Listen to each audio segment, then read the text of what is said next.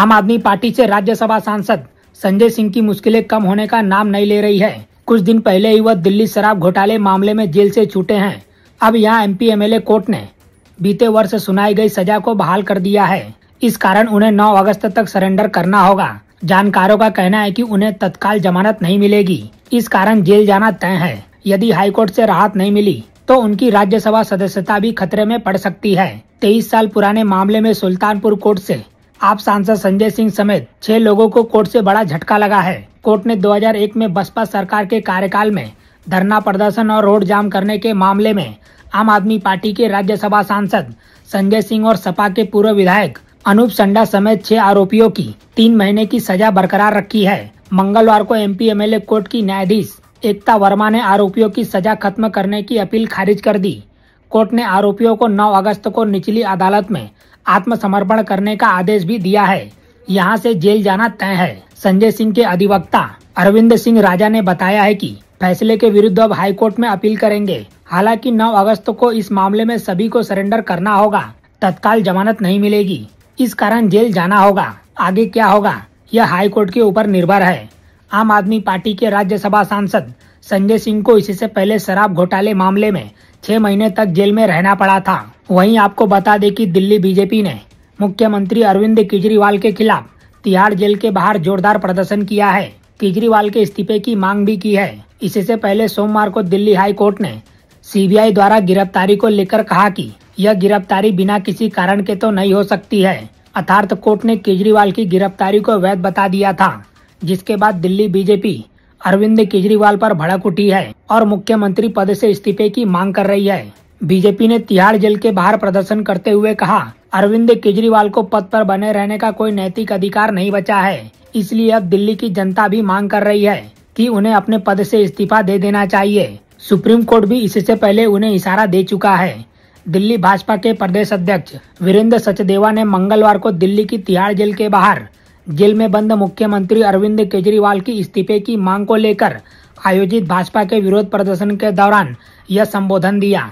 इस दौरान बड़ी संख्या में भाजपा निगम पार्षद, वरिष्ठ पदाधिकारियों एवं कार्यकर्ताओं ने नारेबाजी कर केजरीवाल से इस्तीफा देने की मांग की।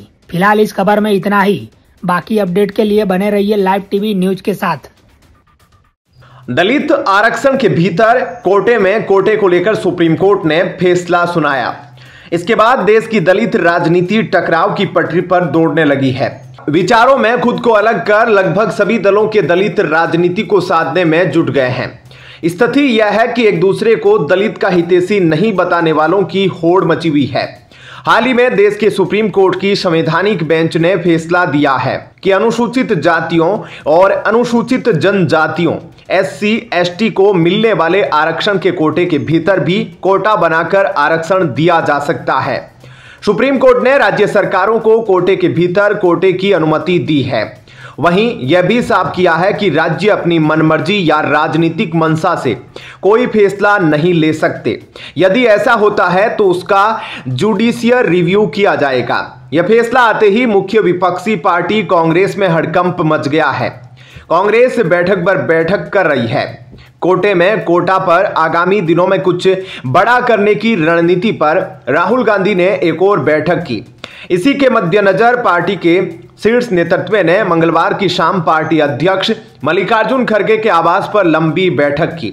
बैठक के बाद पार्टी महासचिव जयराम रमेश ने बताया कि सुप्रीम कोर्ट के हालिया फैसले जिसमें SC ST कैटेगरी का उप वर्गीकरण करने की मंजूरी दी गई है, पर पार्टी नेताओं ने 1.5 घंटे तक चर्चा की है। जयराम रमेश ने कहा, मीटिंग में पार्टी अध्यक्ष मल्लिकार्जुन खड़गे, नेता प्रतिपक्ष राहुल गांधी, संसदीय दल की नेता सोनिया गांधी के अलावा AICC के कुछ सांसद और नेता मौजूद थे। इस बैठक का विषय सुप्रीम कोर्ट का हालिया फैसला था। जयराम रमेश ने कहा कि SC ST आरक्षण और कोटा के अंदर कोटा के सुप्रीम कोर्ट के फैसले पर कांग्रेस अध्यक्ष अगले कुछ दिनों में कांग्रेस के मुख्यमंत्रियों और प्रदेश अध्यक्षों से भी बातचीत करेंगे। उसके बाद इस पर आगे की रणनीति पर फैसला लिया जाएगा। हालांकि रमेश ने कहा कि 2 बातें बहुत स्पष्ट है। पहला कि जाति आधारित जनगणना आवश्यक है और दूसरा कि ST SC OBC आरक्षण पर लागू 50% की सीमा को हटाने के लिए एक संविधान संशोधन लाना भी जरूरी है। माना जा रहा है कि कांग्रेस समेत इंडिया गठबंधन के घटक दल सुप्रीम कोर्ट के हालिया फैसले से नाराज है और SC/ST कैटेगरी के अंदर उपवर्गीकरण और क्रीमी लेयर कानून करने जैसे कोर्ट के फैसले के खिलाफ है। मंगलवार को भी संसद के अंदर इसकी बानगी देखने को मिली, जब द्रविड़ मुनेत्र कसगम द्रमुक के सांसद ए राजा ने अनुसूचित जाति SC और अनुसूचित जनजाति ST के अंदर उपवर्गीकरण की राज्यों की अनुमति देने संबंधी उच्चतम न्यायालय के फैसले का हवाला देते हुए लोकसभा में कहा कि सरकार को इसकी समीक्षा करनी चाहिए और आरक्षण बचाने के लिए उचित कदम उठाना चाहिए। उन्होंने सदन में शून्यकाल के दौरान यह विषय उठाया था। राजा ने कहा कि दलित समुदाय में यह चिंता है कि सुप्रीम कोर्ट की टिप्पणियों से उनका आरक्षण प्रभावित हो सकता है। उन्होंने कहा सरकार से आग्रह है कि फैसले की समीक्षा करिए तथा सुरक्षा उपाय करिए ताकि आरक्षण की रक्षा की जा सके।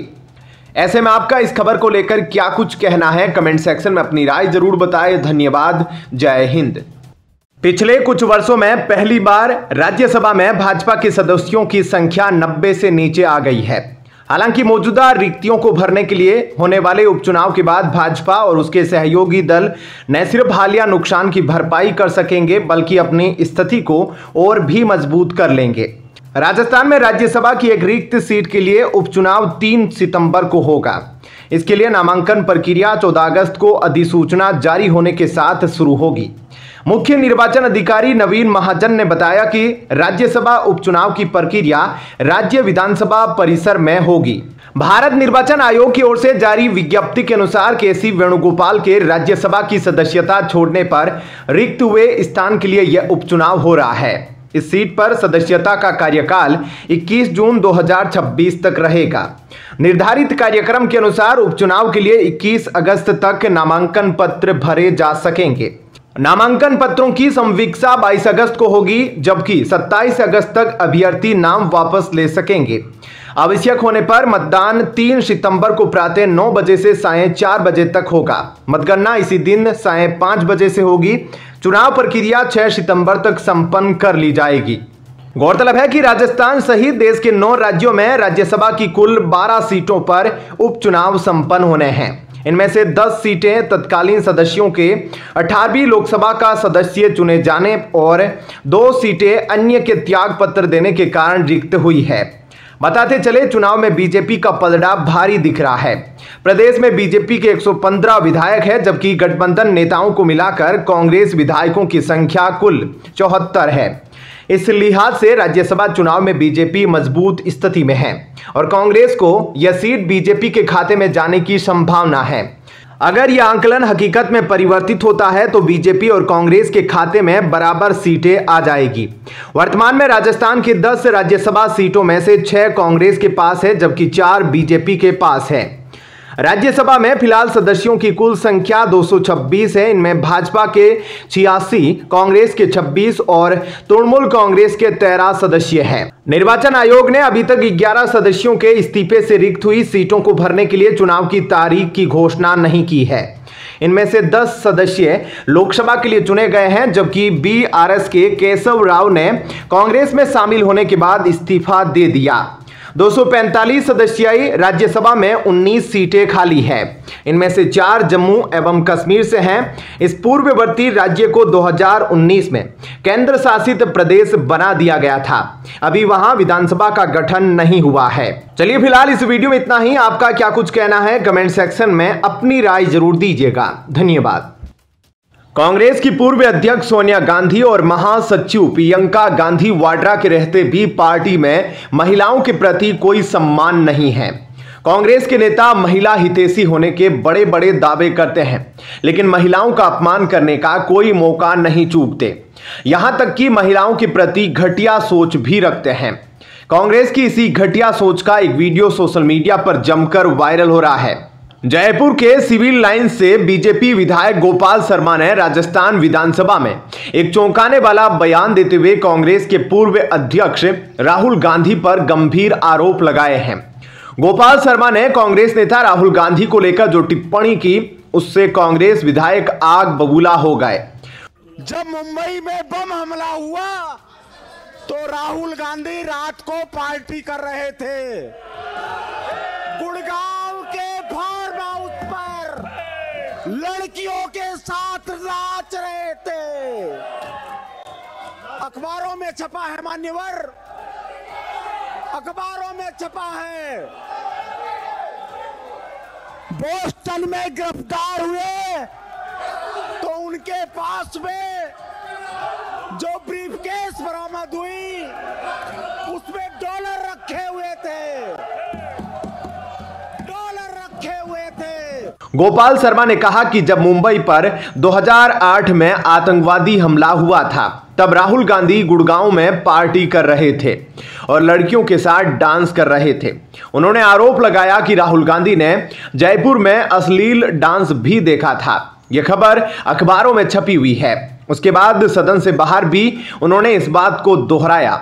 सदन में कांग्रेस विधायकों ने गोपाल शर्मा के इस बयान पर जबरदस्त विरोध जताया है और वेल में आकर जोरदार नारेबाजी की। गोपाल शर्मा का यह बयान विधानसभा और राज्य में चर्चा का विषय बन गया है और इसके बाद राजनीतिक गलियारों में हलचल मच गई है। शर्मा ने राहुल गांधी पर निशाना साधते हुए कहा कि उनका इस प्रकार का व्यवहार अत्यंत असंवेदनशील था। वहीं इससे पहले राजस्थान विधानसभा का एक और चौंकाने वाला वीडियो वायरल हुआ था। 5 अगस्त 2024 की रात का यह वीडियो राजस्थान विधानसभा के भीतर का है। इस वीडियो में दिख रहा है कि कुछ कांग्रेस विधायक बैठे हुए हैं और एक विधायक कह रहा है कि जिसको भी आगे बढ़ना है वो पैर दबाएगी। कांग्रेस नेता की महिलाओं के प्रति इस सोच का video social media platform x पर शेयर करते हुए प्रदेश बीजेपी अध्यक्ष मदन राठौड़ ने लिखा कि राजस्थान विधानसभा में धरना दे रहे कांग्रेस के विधायक यह कह रहे हैं कि जिसको बड़ा नेता बनना है वह पैर दबाएगी। नारी शक्ति के प्रति कांग्रेस के नेताओं की यह सोच शर्मनाक और निंदनीय है। लगता है कि लोकतांत्रिक मूल्यों के साथ नैतिक मूल्य भी कांग्रेस विधायक भूल गए हैं। इस वीडियो के बाहर आते ही लोग कांग्रेस नेताओं पर थू थू करने लगे। लोग इस वीडियो को शेयर कर कांग्रेस की घटिया सोच पर लानत लगा रहे हैं। इसके साथ ही गोपाल शर्मा ने बांग्लादेश की मौजूदा स्थिति को लेकर भी चिंता जताई। उन्होंने कहा कि बांग्लादेश में जो हालात है वह एक अंतर्राष्ट्रीय साजिश का हिस्सा है। शर्मा ने कहा कि जिस तरह मुजीबुर रहमान की हत्या की गई वैसी साजिश शेख हसीना की हत्या की रची गई थी। उन्होंने बांग्लादेश में हिंदुओं की सुरक्षा को लेकर चिंता व्यक्त की और कहा कि अभी भी बांग्लादेश में हिंदू समुदाय पूरी तरह से सुरक्षित नहीं है। हालांकि उन्होंने प्रधानमंत्री नरेंद्र मोदी पर भरोसा जताया और कहा कि पीएम मोदी के नेतृत्व में भारत बांग्लादेश के हालात में सुधार लाने के लिए अभी आवश्यक कदम उठाएगा। चलिए दोस्तों, फिलहाल इस वीडियो में इतना ही। आपका क्या कुछ कहना है इस खबर को लेकर कमेंट सेक्शन में अपनी राय जरूर बताएं। धन्यवाद। जय हिंद। बांग्लादेश में बीते दिनों जमकर हिंसा हुई। आरक्षण विरोधी छात्र आंदोलन इतना उग्र हुआ कि पीएम शेख हसीना को इस्तीफा देकर बंगाल छोड़कर भारत में आना पड़ा। इसके बाद भी हिंसा की तमाम घटनाओं में 150 के करीब लोगों की जान गई। क्या ऐसा भारत में भी निकट भविष्य में हो सकता है? न्यूज एजेंसी पीटीआई की खबर के मुताबिक कांग्रेस नेता और पूर्व केंद्रीय मंत्री सलमान खुर्शीद का कहना है कि भारत में भले ही सतह पर सब कुछ सामान्य लग रहा हो, लेकिन यहाँ भी वैसा ही हो सकता है जैसा बांग्लादेश में हो रहा है। सलमान खुर्शीद ने ये बात मंगलवार को दिल्ली में किताब के विमोचन पर कही। बंगाल जैसा भारत में हो सकता है का बयान देकर कांग्रेस और उसके नेता सलमान खुर्शीद बीजेपी के निशाने पर आ गए हैं। बीजेपी ने इस बयान पर कांग्रेस को भी घेरा है और पूछा है कि क्या वो सलमान खुर्शीद पर कार्रवाई करेगी। बीजेपी के राष्ट्रीय प्रवक्ता शहजाद पूनावाला ने बयान देते हुए कहा है कि पीएम मोदी से चिढ़ने के कारण वो भारत से भी घृणा करने लगे हैं। शहजाद पूनावाला ने कहा कि कांग्रेस उकसाते हुए कह रही है कि बंगाल जैसा भारत में भी हो सकता है। शहजाद पूनावाला ने सवाल पूछा है कि क्या कांग्रेस चाहती है कि भारत में भी हिंदुओं पर हमला हो। सलमान खुर्शीद पर निशाना साधते हुए बीजेपी प्रवक्ता ने कहा, उनका परिवार पहले ही एक वोट जिहाद की बात कर चुका है और क्या आप सही में हिंसा चाहते हैं। बीजेपी के राष्ट्रीय प्रवक्ता मध्य प्रदेश कांग्रेस के नेता सज्जन सिंह वर्मा का भी एक वीडियो शेयर किया है। बीजेपी प्रवक्ता के मुताबिक सज्जन सिंह वर्मा ने कहा है कि नरेंद्र मोदी एक दिन जो जनता आज सड़क पर हिलोरे ले रही है वो तुम्हारे प्रधानमंत्री निवास में भी घुसकर कब्जा कर लेगी। शहजाद पूनावाला ने आरोप लगाया है कि ये उकसावे वाली बात है और पूछा है कि क्या कांग्रेस के लोग भारत में हिंसा और खून खराबा चाहते हैं। बीजेपी को कांग्रेस पर निशाना साधने का मौका सलमान खुर्शीद का बयान से भी मिल गया है। सलमान खुर्शीद ने मंगलवार को एक किताब के विमोचन में कहा था कि भले ही कश्मीर में सब कुछ सामान्य लग रहा हो, भले ही देश में सब कुछ सामान्य दिख रहा हो, लेकिन यहाँ भी बांग्लादेश जैसा हो सकता है। सलमान खुर्शीद को गांधी परिवार का बहुत करीबी माना जाता है। वो दिल्ली के बटला हाउस एनकाउंटर के बाद ये कहकर भी विवादों में आए थे कि घटना के बारे में जानकर सोनिया गांधी की आंखों से आंसू निकल आए थे। बांग्लादेश की बात करें तो शेख हसीना जनवरी 2023 में आम चुनाव को 2/3 वोट से जीती थी। वो चौथी बार बांग्लादेश की पीएम बनी थी। उन पर भी चुनाव में धांधली का वैसा ही आरोप लगाया गया जैसा कि मोदी सरकार पर विपक्षी दल और कुछ संगठन लगाते हैं। जून में जब आरक्षण के मसले पर हाईकोर्ट का फैसला आया, तब शेख हसीना की सरकार के खिलाफ छात्रों ने आंदोलन शुरू कर दिया। इस आंदोलन के दौरान बांग्लादेश में जुलाई के महीने में जमकर हिंसा हुई, जिसमें 200 के करीब लोग मारे गए। अगस्त में शेख हसीना के खिलाफ आंदोलन उग्र हुआ। इस दौरान 100 से ज्यादा लोग मारे गए और फिर शेख हसीना को पीएम पद छोड़कर बांग्लादेश से भागना पड़ा और भारत में शरण लेना पड़ा। फिलहाल इस खबर में इतना ही। बाकी अपडेट के लिए बने रहिए लाइव टीवी न्यूज के साथ। बांग्लादेश संकट के बीच पाकिस्तान सरकार ने मैंगो डिप्लोमेसी के तहत कुछ भारतीय नेताओं के यहां आम की टोकरियां भिजवाई हैं। पाकिस्तान ने एक बार फिर विपक्ष के इंडी गठबंधन के नेताओं के प्रति अपना प्रेम जाहिर किया है। सोशल मीडिया पर चल रही एक खबर के अनुसार पाकिस्तानी उच्चायुक्त ने राहुल गांधी समेत कांग्रेस और समाजवादी पार्टी के सांसदों को आम की पेटियां भिजवाई हैं। पाकिस्तान हाई कमीशन की ओर से जिन सांसदों को आम की पेटियां भिजवाई गई है, उनमें कांग्रेस के 3 सांसद राहुल गांधी, कपिल सिब्बल, शशि थरूर और समाजवादी पार्टी के 4 सांसद मोहिबुल्लाह नदवी रामपुर से सांसद हैं। जिया उर रहमान बर्क संभल से सांसद हैं। अफजल अंसारी गाजीपुर से सांसद तथा इकरा हसन कैराना से सांसद शामिल हैं। आपको बता दें कि इससे पहले भी लोकसभा चुनाव के दौरान कांग्रेस और इंडी गठबंधन के प्रति पाकिस्तान का प्रेम उमड़ा था। पाकिस्तान के पूर्व मंत्री चौधरी फवाद ने राहुल गांधी की तारीफ करते हुए उनकी तुलना जवाहरलाल नेहरू से की थी। इसके साथ ही चौधरी फवाद ने कहा था कि भारत में नरेंद्र मोदी का हारना जरूरी है, किसी भी कीमत पर बीजेपी की सरकार नहीं बननी चाहिए। पाकिस्तान के पूर्व मंत्री ने आम आदमी पार्टी के संयोजक अरविंद केजरीवाल की गिरफ्तारी पर भी सवाल उठाया था। उन्होंने कहा था कि चाहे केजरीवाल जीते या ममता बनर्जी, मगर मोदी की हार जरूरी है। वहीं सोशल मीडिया पर इस खबर को लेकर लोग तरह तरह के कमेंट करते हुए राहुल गांधी और इंडी गठबंधन पर निशाना साध रहे हैं। लुटियंस वॉच नाम के एक्स हैंडल से इस खबर पर कमेंट किया गया। पाकिस्तान ने अपने दोस्तों को तोहफा भेजा है। राहुल गांधी ने चुपचाप तोहफा कबूल कर लिया। गोविंदा तिवारी ने एक्स पर लिखा, इसी बहाने भारत में पाकिस्तान के खास मित्रों का तो खुलासा हुआ। एक और यूजर ने लिखा, पाकिस्तान का जो यार है वही तो देश का गद्दार है। वहीं एक और यूजर ने कटाक्ष करते हुए लिखा, इसमें मणिशंकर अय्यर का नाम नहीं है।